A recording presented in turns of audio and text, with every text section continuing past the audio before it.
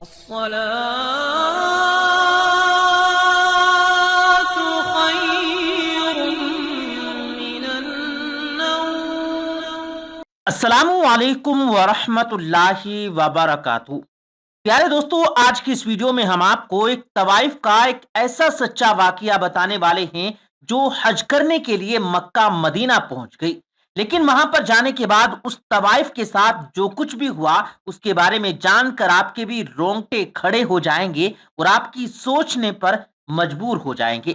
اسی لیے آج کا یہ ویڈیو آپ سبھی دوستوں کے لیے بہت خاص ہے.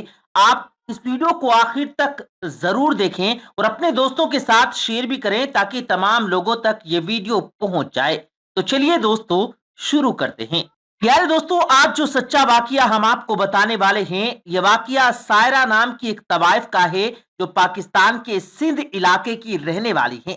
سائرہ کی زندگی کے 17 سال ایک شریف گھرانے میں گزرے تھے، مگر 17 سال کے بعد میں اسے ایک عامر نامی لڑکے سے محبت ہو گئی جس نے اسے گھر سے نکال کر گھونگرو چھلکانے پر مجبور کر دیا تھا، جہاں سے واپسی کا اسے کوئی راستہ نہیں مل رہا تھا. عامر نامی اس لڑکے نے اسے محبت کے جال میں پھنسا کر کہیں کا نہیں چھوڑا، نہ گھر کا نہ ہی دین اور دنیا کا.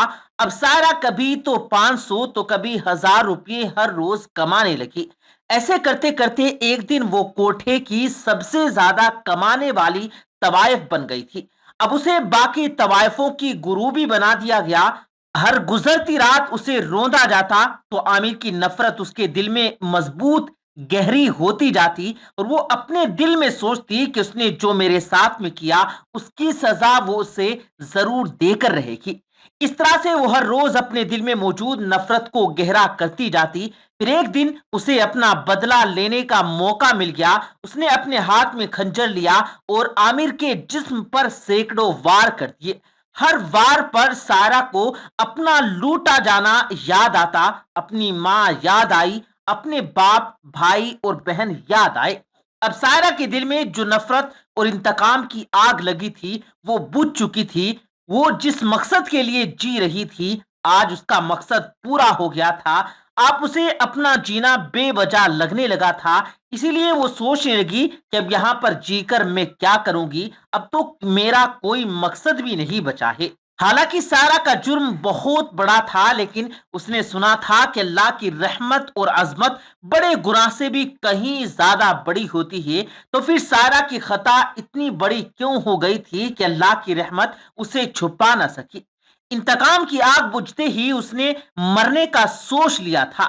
اتنے میں ہی آواز آئی کہ اللہ کی ذات سے اتنی مایوسی اچھی نہیں بیٹی.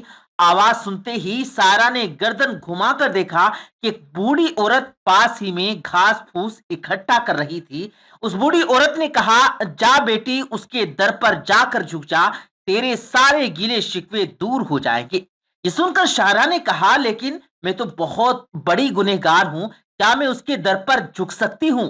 پھر سائرہ نے مایوسی سے اپنی پوری کہانی اس بوڑھی عورت کو سنا دی. اس بوڑھی عورت نے کہا، میری بیٹی کتنا ہی بڑا گنہگار کیوں نہ ہو، اگر کوئی سچے دل سے اس کے در پر جھک جائے تو اللہ سب کچھ معاف کر دیتا ہے. اس پر سائرہ نے کہا، اماں جی میں تو ایک طوائف ہوں، اور طوائف ہی نہیں بلکہ طوائف رانی ہوں. میرے بستر پر نہ جانے آج تک کتنے لوگ آئے ہیں. یہ سن کر بوڑھی عورت نے کہا، بیٹی اللہ کی رحمت کو بھی اتنا چھوٹا نہ سمجھ جو اس کے آگے جھک جاتا ہے. اگر تیرے گناہ سمندر کے جھاگ کے برابر بھی ہوں گے تب بھی اللہ تجھے معاف کر دے گا. اس بوڑھی عورت کی بات نے سائرہ کو سکون دے دیا. پھر وہ عورت چلی گئی، لیکن اب وہ سائرہ کو جینے کی ایک نئی امید دے گئی تھی. اب سائرہ سوچنے لگی، لیکن اللہ کا در ہے کہاں پر؟ بس یہی بات سوچتے ہوئے اس نے راستے چلتے ایک لڑکے سے پوچھ لیا تو اس نے بتایا کہ سعودی عرب مکہ مکرمہ میں.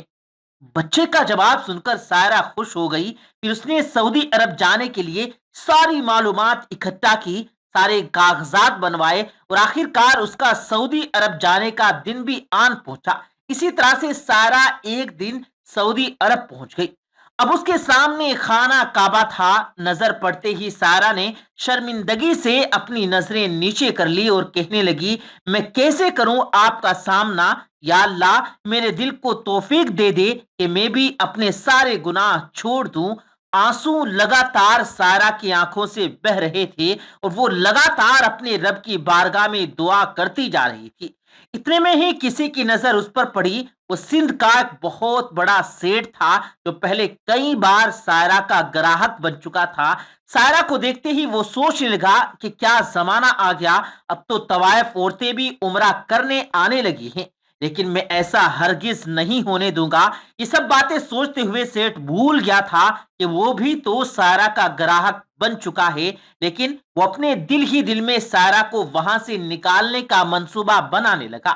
لیکن شاید وہ نہیں جانتا تھا کہ اللہ تو دلوں کے حال کو بہتر جانتا ہے، اسی وجہ سے شاید اس جیسی گنہگار کو اللہ نے چھوٹ دے رکھی ہے۔ سارا تو پھر بھی اپنے کیے پر دل سے شرمندہ تھی، اسے تو کسی کے دھوکے نے ایسا بنا دیا تھا۔ اللہ بندے کی حج عمرے کو نہیں دیکھتا، بلکہ اللہ تبارک و تعالیٰ اس کی نیت اور اس کی معافی کو دیکھتا ہے۔ خیر، اگلے دن سیٹ کو کچھ کام یاد آ گیا، اس لیے وہ وہاں سے کچھ دنوں کے لیے جدہ چلا گیا اور ادھر سائرہ اب ہر روز خانہ کعبہ جاتی، وہاں پر جا کر گھنٹوں بیٹھی رہتی، کبھی حرم شریف کو دیکھتی تو کبھی رو پڑتی تو کبھی واپس چلی جاتی۔ اسی طرح سے سائرہ کے دن گزرتے چلے گئے۔ سائرہ کو اب یہاں پر آئے ہوئے 15 دن پورے ہو چکے تھے، لیکن ابھی تک اس نے عمرہ نہیں کیا تھا اور نہ ہی اس نے وہاں پر کوئی نماز پڑھی تھی۔ بس صرف حرم میں جانا، وہاں پر بیٹھے رہنا، کبھی رونے لگ جانا اور پھر واپس چلے آنا، اس کا یہی معمول بنایا ہوا تھا۔ اللہ اس کے دل میں آہستہ آہستہ ہدایت ڈال رہا تھا۔ پھر ایک دن اچانک سارا کی زبان سے معافی کے الفاظ نکل گئے۔ وہ کہنے لگی، اللہ اللہ۔ اس نے اس وقت وہاں پر بیٹھے ہوئے سینکڑوں بار اپنے اللہ کو پکارا تھا۔ ہر بار اسے یہی لگا تھا کہ اللہ نے اس کی پکار کا جواب دے دیا ہے۔ اس کے دل میں سکون بڑھنے لگا تھا، اس کی ہمت بڑھی اور اسے لگا کہ اللہ کو منانے کا یہی وقت ہے۔ اسی لیے اگلے دن اس نے خانہ کعبہ کی چادر کو تھام لیا اور کہنے لگی، یا اللہ مجھے معاف کر دے، یا اللہ تو مجھے اپنی رحمت کی پناہ میں لے لے۔ سائرہ روتی ہوئی اللہ سے فریاد کر رہی تھی اور اس کے آنسو رب کی بارگاہ میں قبول ہو رہے تھے۔ وہ کہہ رہی تھی، یا اللہ مجھے مت ٹھکراؤ، تمہارے سوا میرا کوئی اور آسرا نہیں ہے۔ اے میرے مالک، اگر تو نے بھی مجھے ٹھٹکار دیا تو پھر میں کہاں جاؤں گی؟ ایک ایک آنسو اس کے دل میں موجود برسوں کا دکھ دور کر رہا تھا۔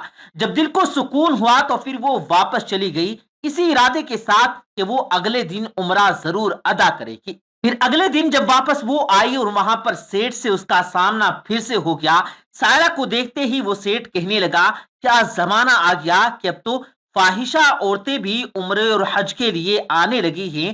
سیٹ نے دیکھتے ہی اپنی زبان کا خنجر چلانا شروع کر دیا۔ سیٹ کہنے لگا، یہ بات نامنظور ہے ہمارے لیے، میں تمہیں یہاں سے باہر نکلوا دوں گا۔ بہتر یہی ہے کہ اپنی عزت بچا اور یہاں سے چپ چاپ باہر نکل جا، ورنہ یہاں کے لوگ تمہیں سنسار کر دیں گے۔ سیٹ نے اپنی زبان کا زہر اگلا تو سارا دنگ رہ گئی۔ وہ سوچنے لگی، تم جیسے لوگ کبھی بھی کسی کو سدھرنے کا موقع نہیں دے سکتے، مجھے طوائف بھی تم جیسے مردوں نے بنایا تھا۔ خدا کے لیے مجھے عمرہ کرنے دو، تاکہ کل قیامت کے دن جب مجھ سے خدا پوچھے گا کہ مجھے راضی کرنے کے لیے تم نے کیا کیا تھا، اس وقت میرے پاس میں اس کا تھوڑا سا تو جواب ہو۔ میں تمہارے آگے ہاتھ جوڑتی ہوں، مجھے عمرہ کرنے دو۔ لیکن سیٹ نہیں مانا اور کہنے لگا، میں یہاں پر لوگوں کو اکٹھا کر کے تمہاری حقیقت بتا دوں گا اور وہ لوگ تمہیں سنسار کر کے ہی دم لیں گے۔ سیٹ فرعون بنا بول رہا تھا۔ اس پر سائرہ نے ایک پل لگایا سوچنے میں، پھر کہنے لگی، یہ تو میرے لیے گھاٹے کا سودا نہیں ہے۔ اگر میں اللہ کو راضی کرنے میں مر بھی جاؤں تو اس سے بڑی خوش قسمتی میرے لیے اور کیا ہوگی۔ ٹھیک ہے، تم لوگوں کو بتانا ہے تمہیں تو بتا دو، پھر وہ مجھے مارتے ہیں تو مار دے، لیکن میں عمرہ کیے بغیر یہاں سے واپس نہیں جاؤں گی۔ کل قیامت کے دن میرے دامن میں کوئی تو میرے پاس نیکی ہوگی۔ सायरा की ये बात सुनकर सेठ बलबुला उठा। उसने चीख चीख कर वहां पर लोगों को इकट्ठा कर लिया और कहने लगा, ए लोगों, ये वेश्या है। क्या मक्का मदीना का एहतराम अब यही रह गया कि यहाँ पर वेश्या औरतें भी अब आजादी से घूम रही हैं? क्या ये ठीक है कि यहाँ पर तवाइफ औरतें भी आजादी से घूमती फिरें? ए लोगों, ये ठीक नहीं है। ये हरम को गंदा करके देखिए। ये सुनकर लोगों का गुस्सा आ गया। उन्होंने उसी वक्त सायरा को धक्के दे दे कर वहां से बाहर निकाल दिया। सायरा गिड़गिड़ाती रही, अल्लाह के वास्ते मुझे उम्रा कर लेने दो, क्यों मुझे मार रहे हो? सायरा रोते हुए उनसे फरियाद कर रही थी, मगर वहां पर कोई भी उसकी फरियाद नहीं सुन रहा था। उन लोगों ने उसे हरम से बाहर निकाल दिया। सायरा रोती रही, फरियाद करती रही, या अल्लाह, मेरे नामा अमाल में एक नेकी तो दर्ज होने दे। बस वो ऐसे ही रोती हुई दुआ करती हुई वहीं पर बैठ गई और उसकी आंख लग गई। उसे रात सब लोगों ने सारा को जन्नत के बागों में टहलते देखा और इधर सेठ की जुबान टेढ़ी हो गई और जिन लोगों ने सारा को धक्के दिए थे उनके हाथों पर जख्म बन गए, उनमें जलन होने लगी।